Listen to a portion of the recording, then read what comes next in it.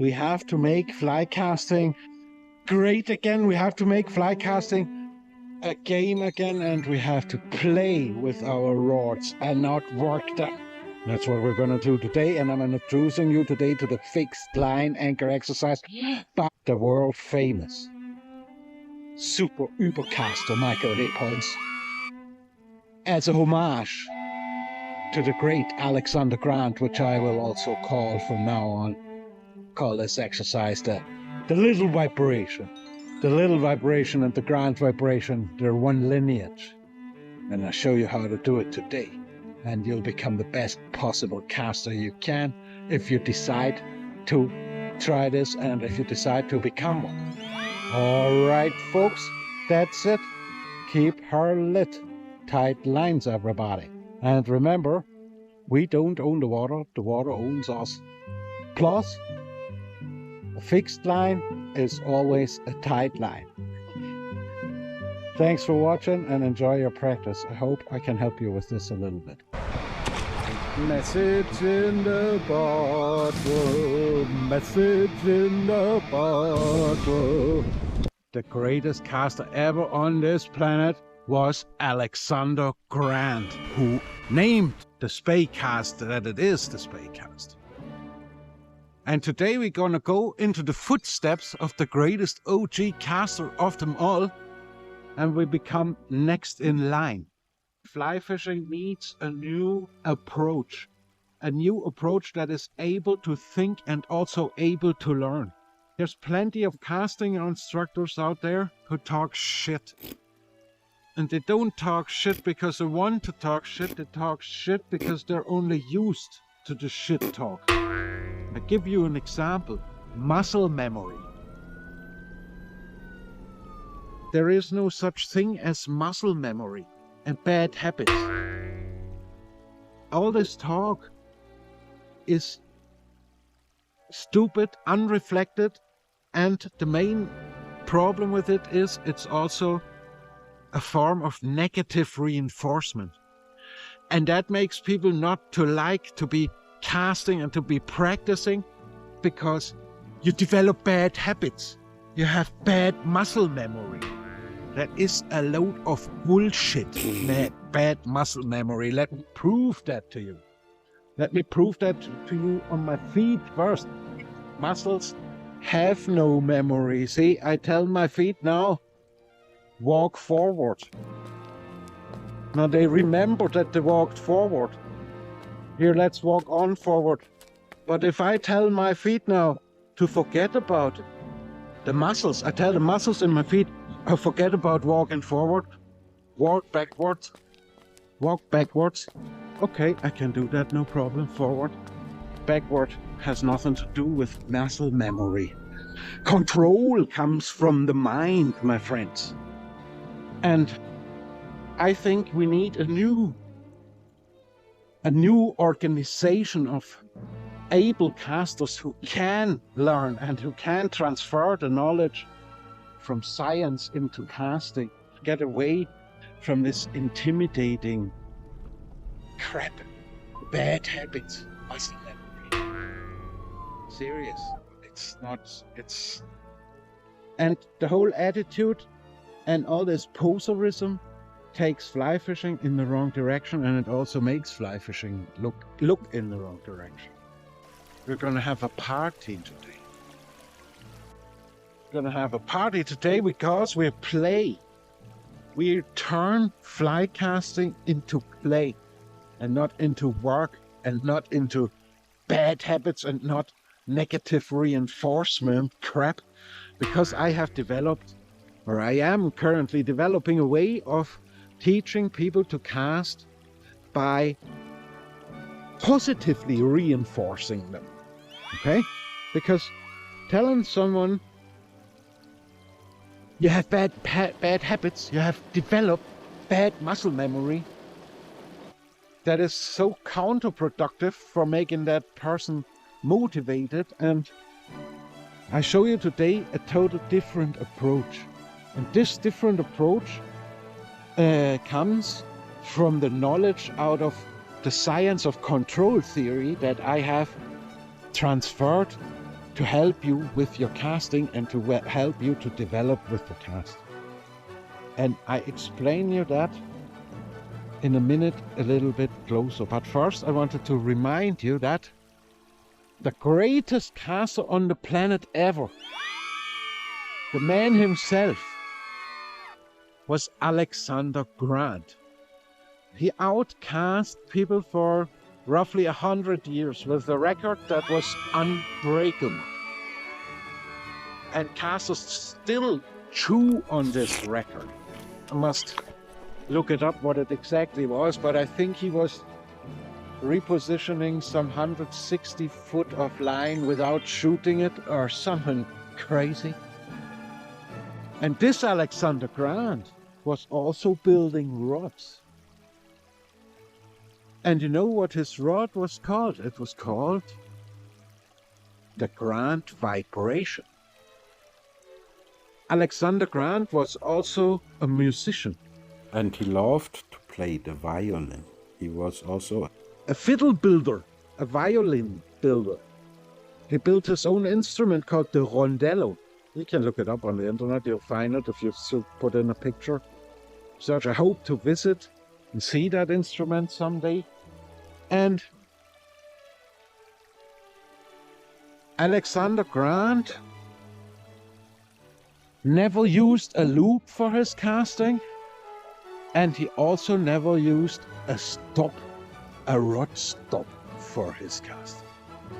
And I know that because if he would have used a rod stop, he would have told us that.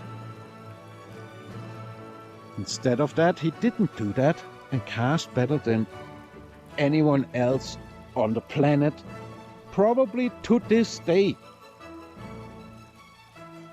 on average. Now, what does that have to do with what I'm going to show you today, and what does that have to do with control?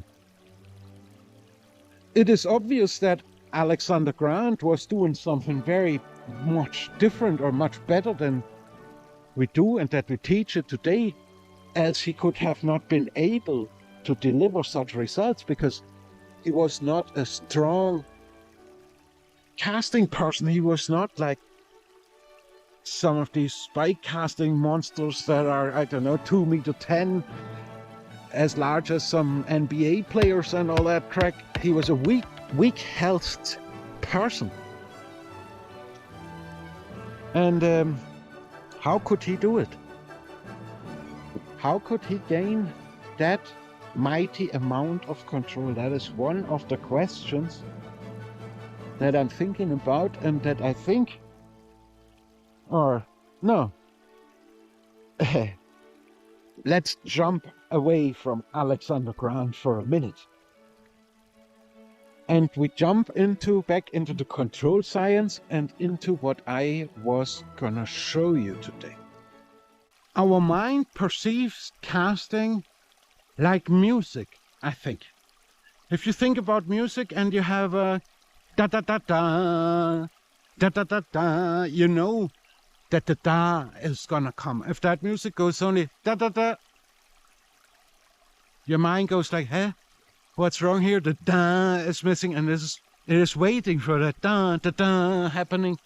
Okay, so, and the same happens with your mind when you're casting. If you see a good cast, your mind is already anticipating that good cast.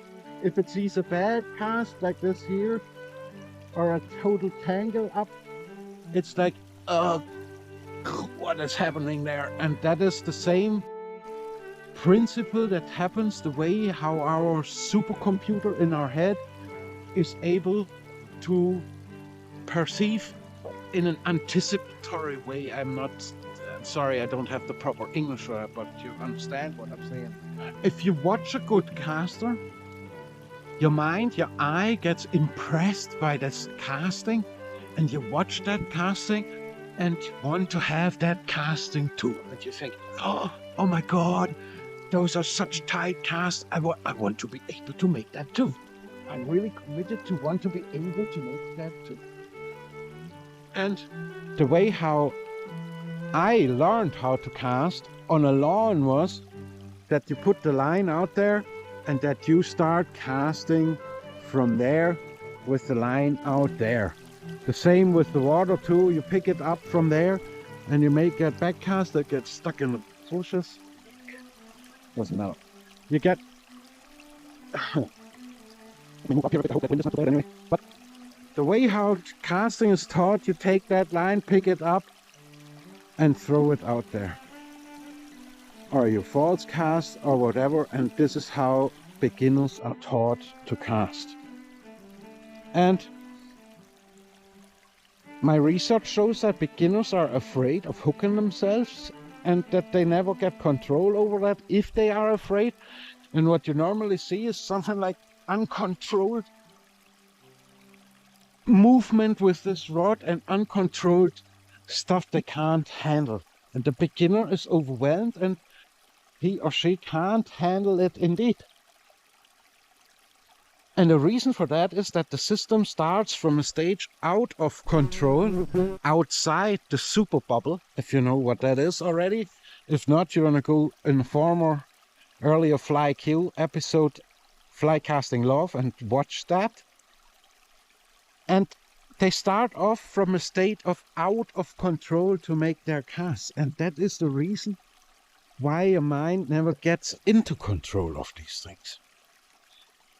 And the world novelty, the new hot shit I'm gonna present to you today, and I kindly ask you to try that for yourself, is a solution to that problem.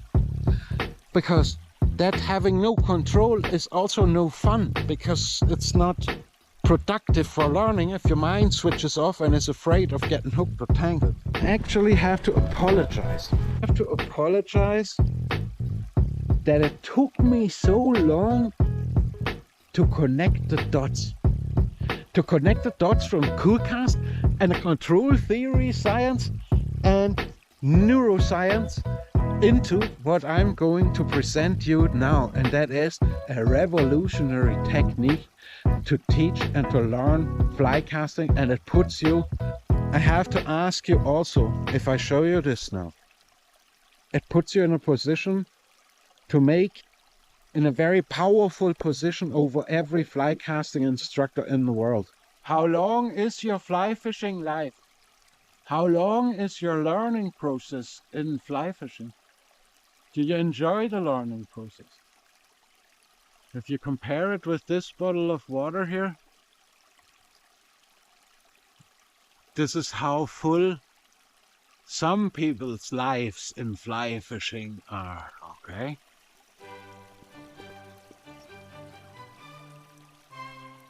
The learning process I had the pleasure of going through made my bottle that full. And I have to spill some out of this and inoculate you with the new knowledge. Because the form how fly casting is taught and thought looks in the wrong direction. It starts from a state out of control, and all it does is it manages the no control. Fly casting has no control. Fly casting has only the illusion of having control, with a delusional thing that is called the loop, which makes absolutely no sense too. And today, and I'm sorry to tell you, no, I'm actually not sorry to tell you that, because the loop is not congruent with the law of the truth. And it's only there to make business, and it's not there to make you a better person. But I show you today, what is crystal clearly gonna make you a great caster in seconds. Maybe it takes minutes. And what it also takes is a decision. It requires you to make the decision to become a better caster. That's all it takes to become a better caster, is you make the decision that you'll become a better caster. And now allow me to share and to put you into the incredible value position of the knowledge of the fixed anchor. The fixed anchor is something I have designed on the base of the science of control theory. What you do with the fixed anchor is you take a water bottle, you fill it with water, half or to the top or not, and you put your fly or your leader in this bottle and you close it like so. Okay? Then you take this bottle and you place it somewhere on the river or on the lawn, wherever. You see this here now? This is where I have placed this bottle. An homage to Alexander Grant. The Grant Vibrational Alexander Grant. And the thinking behind this exercise here is, control theory says, worry about the input and the output will make itself. But the teachings in casting are always worried about the output, and they tell you, throw a tight loop, throw a tight loop, throw a tight loop, and it never works. Well, how many times did it work for you? So, the thinking behind the fixed anchor is to control the process until the cast makes itself. And if you can control the process, the cast will make itself and the fish will also catch itself. Sort of. Today we connect the dots with what I call the fixed anchor exercise, and this is the future of fly casting, and this will help people in the future to gain control over this rod and line system in no time, because it has it all in it in one exercise, and that's what I'm going to show you now. I showed you the fixed anchor, and my anchor is fixed down there, and the first thing we do is we establish what I call the tackle shop wiggler, a little wave pattern that is stable and symmetric under the rod tip. Then we lengthen that frequency until we end in what they call deconfiguration. And you probably can already see that this cast would develop if it wasn't tied on. So what the fixed anchor does is, it takes you off the worry of making the cast and tangling up. It lets your mind relax into what you're doing and to gain feedback, because if your mind can't relax, you cannot gain any feedback over this rod and line system. And if you start playing with this,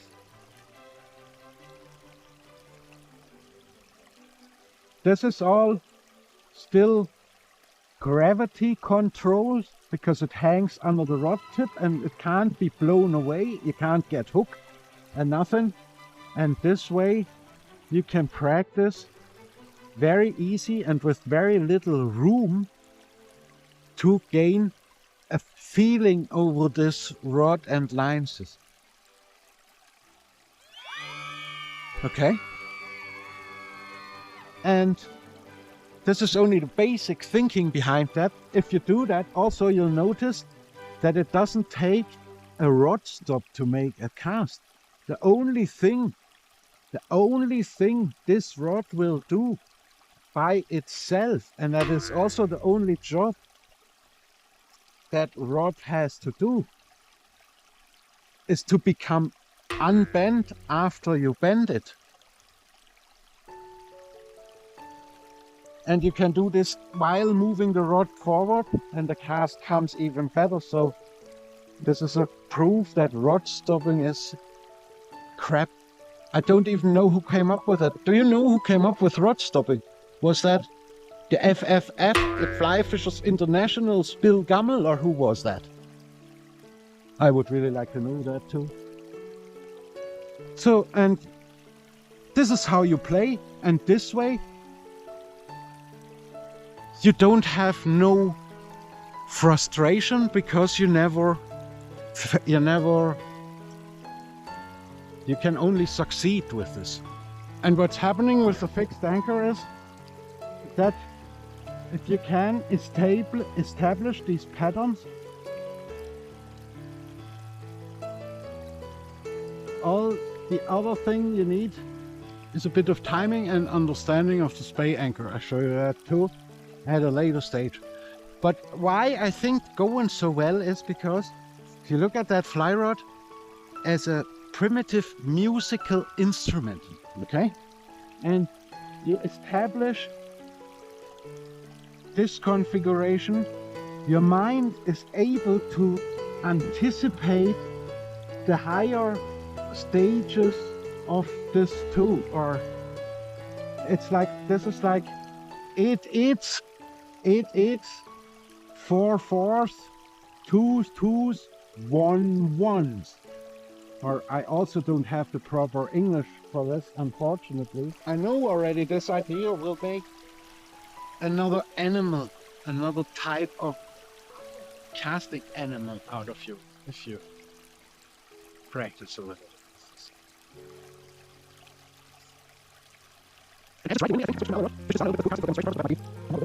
And just to demonstrate you, if you take the bottle off now,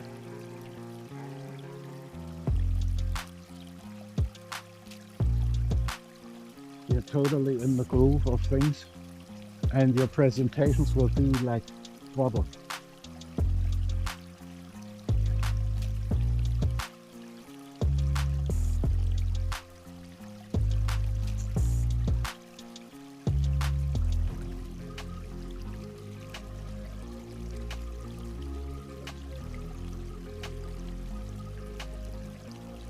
Like pure joy and bubble.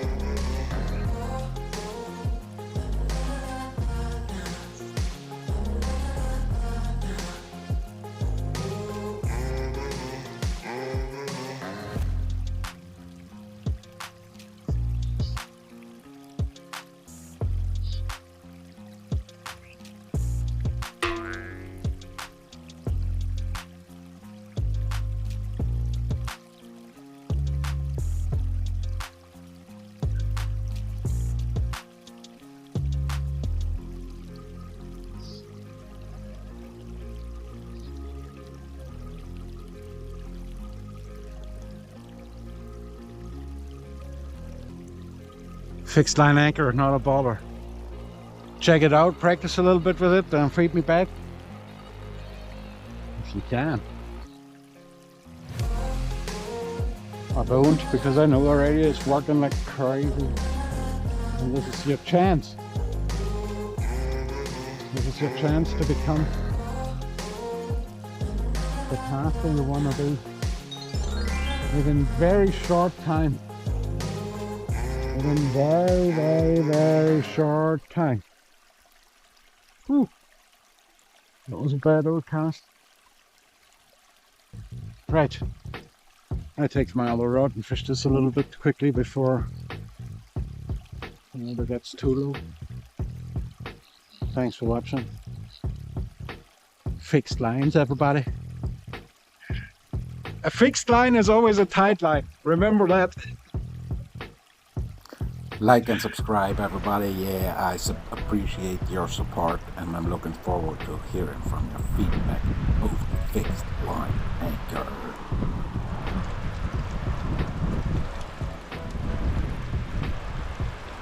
Woohoo!